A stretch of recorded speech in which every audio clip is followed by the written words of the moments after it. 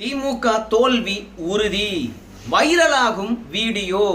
அதிகார திமிரினால் அழிவதாக அரசியல் விமர்சகர்கள் விமர்சனம் பண்ணுகின்றார்கள்.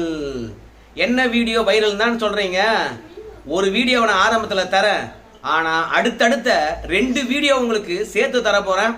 மொத்தத்துல திமுக காரங்களுடைய அலப்பறையினுடைய 3 வீடியோவை இந்த வீடியோவில் நீங்க விரிவா பார்க்கலாம். அதுக்கு முன்பாக நீங்க என்ன சப்போர்ட் பண்றதா இருந்தா நீங்க சப்ஸ்கிரைப் பண்ணிக்கணும். இது வரைக்கும் சப்ஸ்கிரைப் பண்ணலனா இப்ப வீடியோவை பாருங்க. அவன் நோன்பு திறக்க வரானா, அதுக்கு ஒரு 4 பாய் வேற நிக்கிறான். நான் கேட்டேன் ஏன் பாய் இது நியாயமானு கேட்டான். அவன் சொல்றான், எல்லா இடத்துலயும் நாங்க 4 பேர் இருப்போம், யார் நல்லது, இதுக்கு எச்ச ஒரு துள்ளாண்டான்னு.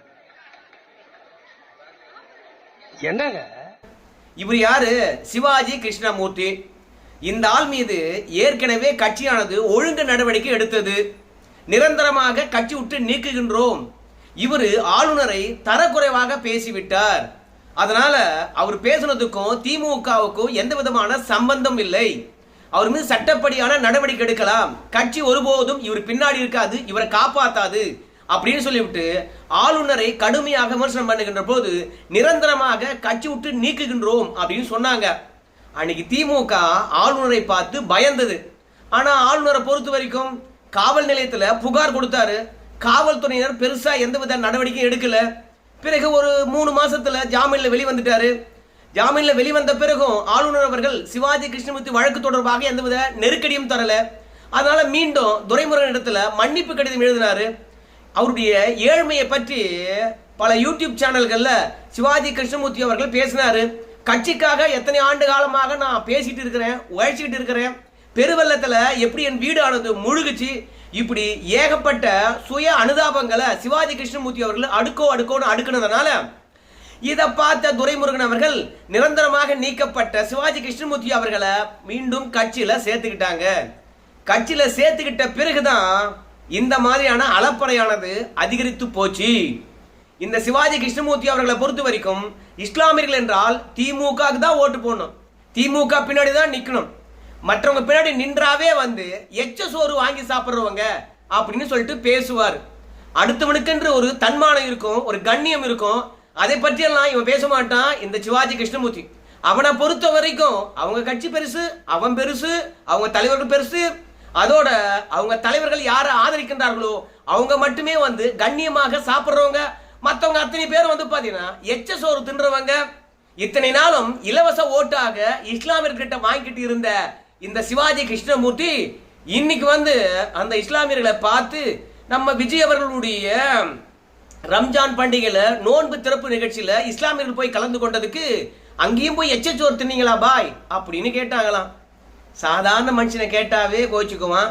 அதுலயும் தன்மானம் உள்ளவர்கள் நாங்க அப்படின்னு சொல்லுகின்ற இஸ்லாமியர்களை இந்த சிவாஜி கிருஷ்ணமூர்த்தி இப்படி பேசினது செம்ம வைரல் ஆகிட்டு இருக்குது இந்த வீடியோ.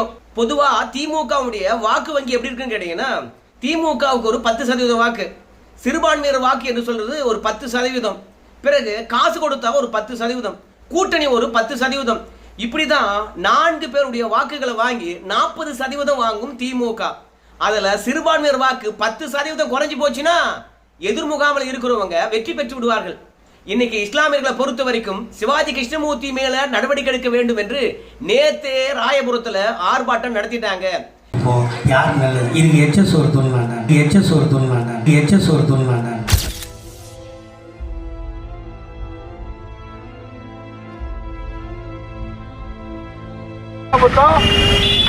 ஆரம்ப காலத்திலிருந்து இன்னைக்கு வரைக்கும் இஸ்லாமியர்களுக்கு ஒரு ஓட்டு வங்கியா மட்டுமே நீங்க வந்து அவர்கள் முதுகுல சவாரி செய்யக்கூடிய ஒரு குதிரை பாகனா இருக்கீங்களே தவிர எங்களை வந்து பொய் சுற்றுற கழுதையா நினைச்சுக்கிட்டு இருக்கீங்க.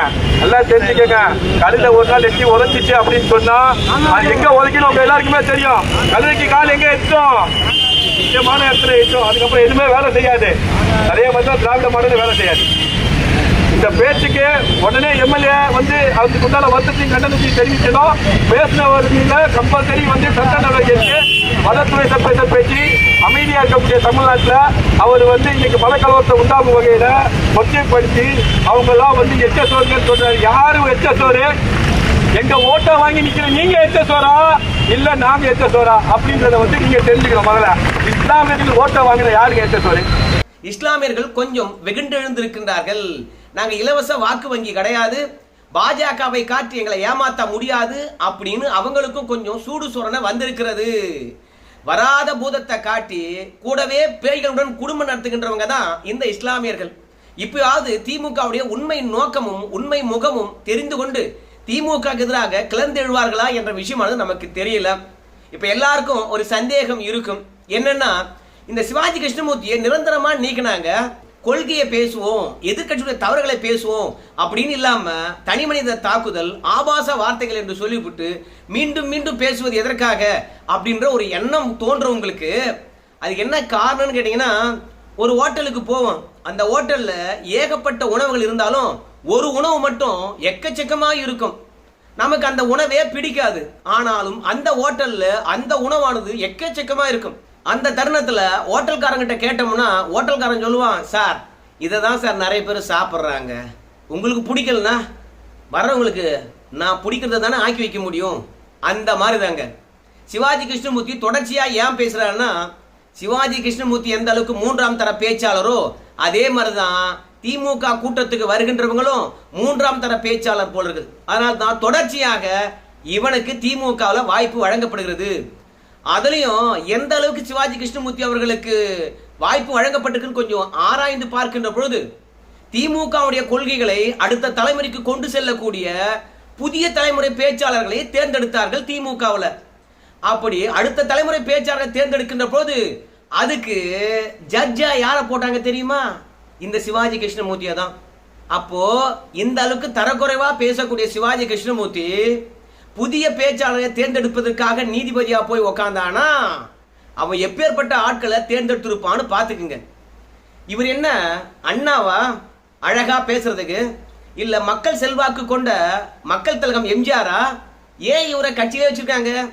ஏன்னா இந்த மூன்றாம் தர பேச்சாளர் பேசுகின்ற பேச்சை கேட்பதற்கு திமுக நிறைய பேர் இருக்கிறாங்க, கைத்தட்டி ரசிப்பதற்கு நிர்வாகிகளும் இருக்கிறாங்க, தலைமை வரைக்கும் இருக்கிறாங்க. அதனால தான் இந்த மாதிரியான மற்றவருடைய கண்ணியத்தை கேள்விக்குறி ஆக்கும் விதமாக, தன்மானத்தை கேள்விக்குறி ஆக்கும் விதமாக இந்த சிவாஜி கிருஷ்ணமூர்த்தி அவர்கள் தொடர்ச்சியா பேசிட்டே இருக்கிறாங்க.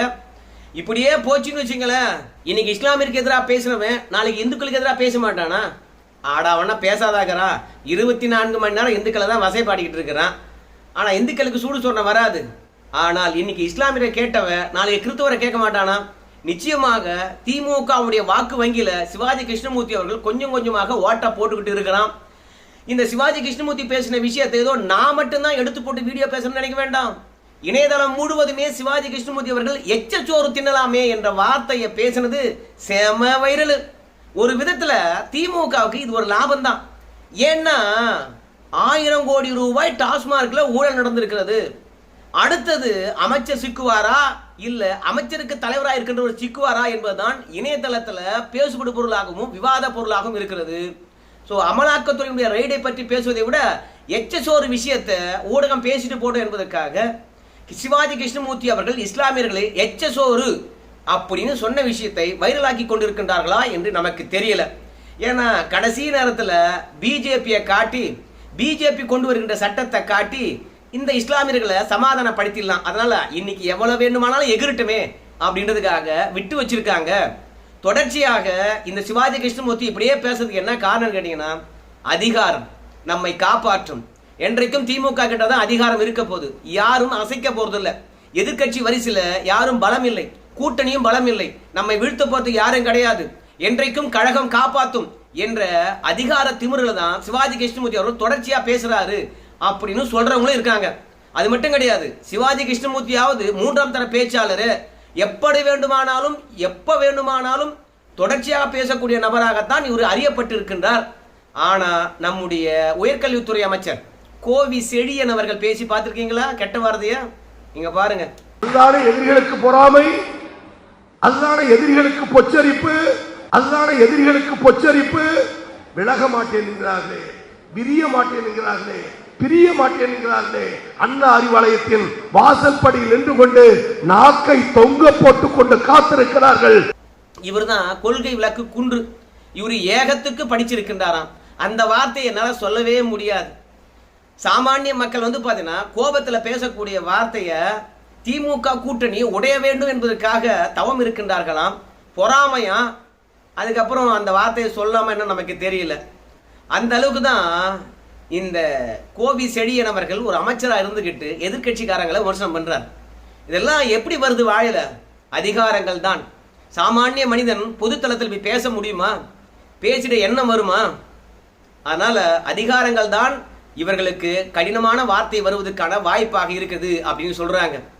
என்னப்பா எல்லாவற்றுக்கும் அதிகாரம் அதிகாரம் சொல்றீங்க, உண்மையாவா அப்படின்னு கேட்டீங்கன்னா இந்த வீடியோவை பாருங்க.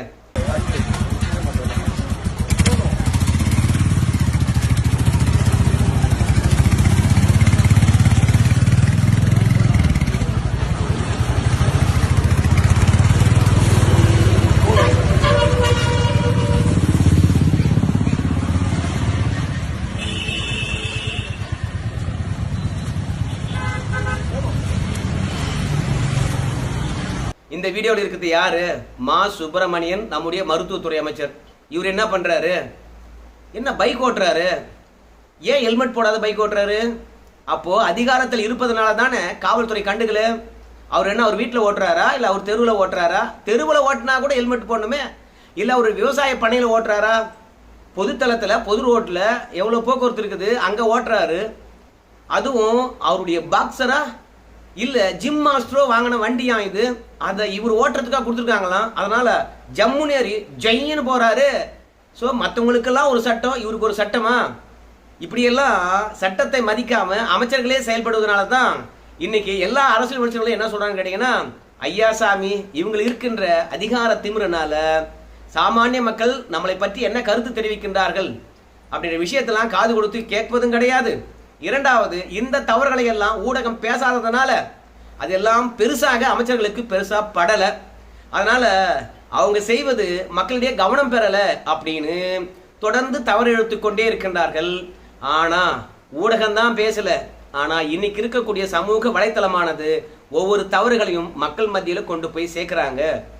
எனக்கு தெரிந்து 70 வயதை கடந்தவர்கள் கூட அலைபேசி வச்சுக்கிட்டு இன்னைக்கு என்ன செய்தி வருகிறது என்பதை பற்றி கூர்ந்து கவனித்துக் கொண்டிருக்கின்றார்கள்.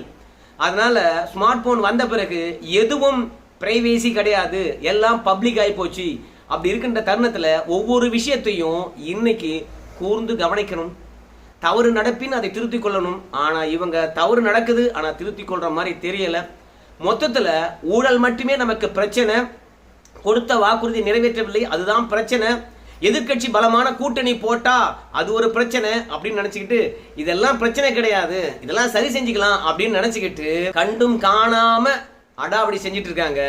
ஆனால் அடுத்த தேர்தல்ல நிச்சயம் தோல்வி, அதிகார திமிருனால் ஆடுவதனால அப்படின்னு திமுகவுக்கு முட்டு கொடுக்கிறவங்க அத்தனை பேரும் இன்னைக்கு இந்த செயல்களை கண்டித்து இருக்கின்றார்கள். ஏன்னா சிறு துரும்பும் பல்குத்து உதவும் அப்படின்னும் போது இஸ்லாமியர்கள் திமுகவுக்கு பயன்பட மாட்டாங்களா? அதனால கிருஷ்ணமூர்த்தி மீது கண்டிப்பாக நடவடிக்கை எடுத்தாக வேண்டும். அப்பதான் இஸ்லாமியுடைய நம்பிக்கை பெற முடியும் என்று சொல்றாங்க. பொறுத்து வந்து பார்ப்போம் நடவடிக்கை எடுக்கிறாங்களா இல்ல போங்கடா இனிமே எங்களை தோக்கடிக்க யாரும் கிடையாது, நிரந்தர ஆட்சி எங்களுதுரா அப்படின்னு நினைச்சு அப்படியே கண்டுக்காம போறாங்களா என்பதை பொறுத்து வந்து பார்க்கலாம். நன்றி நண்பர்கள்.